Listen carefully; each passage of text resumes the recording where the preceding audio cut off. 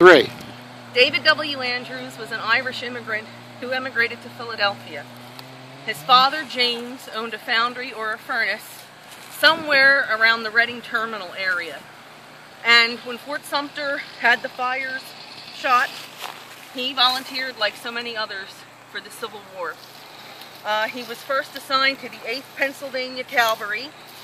In 1861, he was discharged on a surgeon's certificate in 1862 because of problems with chronic diarrhea. However, that didn't keep him out of service. Because he was a patriot, he decided that he should keep going. That's when he enlisted in the 26th Pennsylvania Volunteer Infantry. He was still suffering from chronic diarrhea, probably from dysentery. We're really not sure, but most likely that was the case. And he was assigned to a hospital regiment where he would ride alongside the troops in one of these little ambulances. He probably saw action, but only from the ambulance. He never partook any war making ever again because he wasn't physically fit to do so. In 1863, the Battle of Flying Run broke out, and David was still assigned to an ambulance corps. An ambulance corps sergeant, because he had to temporarily go to the actual battlefield, decided, for whatever reason, that he was going to leave some men that were very sick behind, giving the orders: those who are able to make it to a regimental hospital, walk 1 mile down the road. Those who cannot do that, stay in the abandoned house and someone will come back to retrieve you. As fate would have it, that never happened. David W. Andrews never came home again.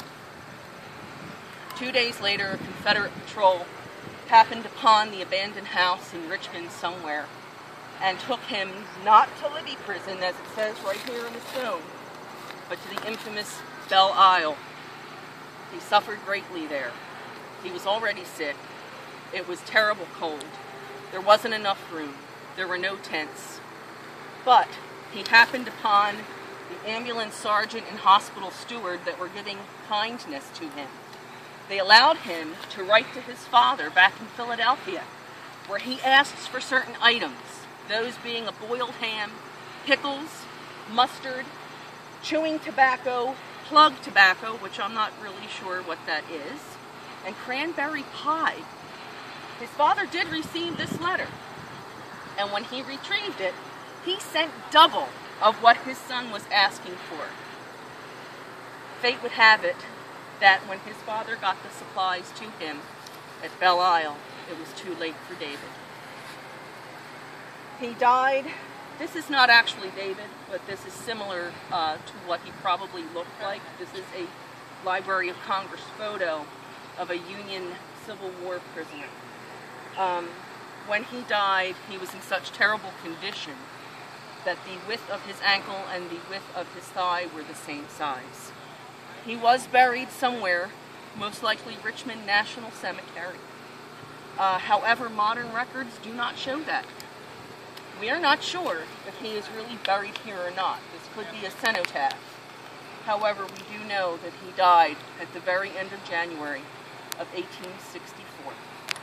And finally, after 150 years of being called a deserter by Union records, his life has been vindicated.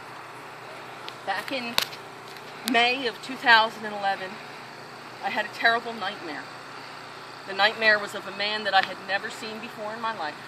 And he came to me and said, "Ma'am, can you help me? Can you help me?" We came for flag planting here for Memorial Day, for our Mount Moriah flag planting. And I looked up this hill. When I was a child, I actually played on this hill. We called it Suicide Hill because we would walk our bicycles up the back road here, stand at the top of the hill and just drop without our feet on the pedals, and it was a lot of fun. So I wanted to see Suicide Hill for old time's sake. When I came up here, I turned around, and when you're a little kid, you really don't notice things that you notice when you're older. I noticed this stone, and I wanted to know more about him. Every time I looked up information, it was always conflicting. So I employed the help of professionals. A University of Pittsburgh chairman of the Department of History, no help. Steve McZuga of the Pennsylvanians in the Civil War Penn State Project, a little bit more help. But thank you to Mrs. Saletti. She helped me really discover what happened to him. There is a 26th PBI chronicler by the name of Eileen Campos who is wonderful in researching. She knows everything about the 26th PBI, and she knew that David Andrews belonged to a cavalry unit.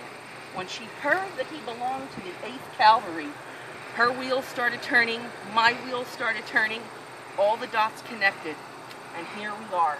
So on August the 11th, 2012, Barb and I came up here and we hacked our way through here to confirm if it really is David Andrews by discovering what the names of his family members are. They all match what is supposed to be David W. Andrews of the 26th PBI. This really is his family.